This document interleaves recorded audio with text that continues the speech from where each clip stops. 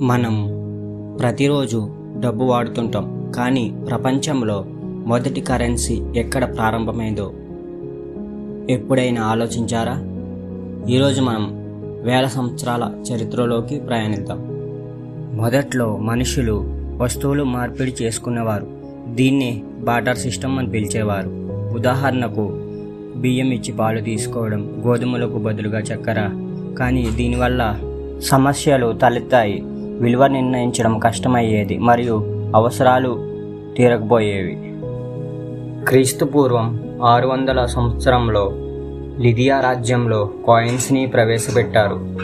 ఈ నాణాలను బంగారం మరియు వెండి మిశ్రమంతో తయారు చేసేవారు. ఈ నాణాలపై రాజముద్ర ఉండేది. ఇది ప్రపంచంలో తొలి అధికారిక నాణాలుగా గుర్తించబడింది. తరువాత గ్రీస్ ఈ విధానాన్ని స్వీకరించింది. తరువాత రోమన్ ఎంపైర్లో విస్తరించింది. అక్కడి నుండి యూరోప్ దేశమంతా వ్యాపించింది. ఈ లిదియా రాజ్యం ప్రస్తుతం టర్కీ ప్రాంతంలో ఉంది. భారతదేశంలో 6వ శతాబ్దంలోనే వెండి నాణాలను ఉపయోగించేవారు. దీనిని పంచ్ మార్క్ నాణాలు అని పిలిచేవారు.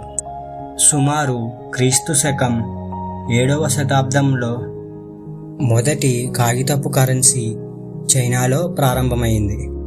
11వ శతాబ్దంలో సంగ్ రాజవంశం కాలంలో ఈ కాగితపు కరెన్సీ విస్తృతంగా ఉపయోగించబడింది. ఇప్పటికీ చలామణిలో ఉన్న అత్యంత పాత కరెన్సీ బ్రిటిష్ పౌండ్. దీనికి 800 ఏళ్ల చరిత్ర ఉంది. ఈ కాగితపు కరెన్సీ వల్ల వ్యాపారం సులభంగా మారింది.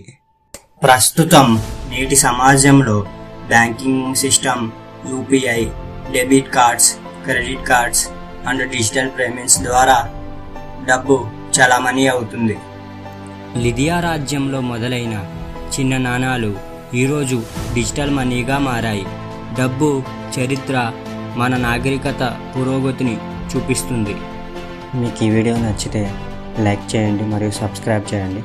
Thank you for watching.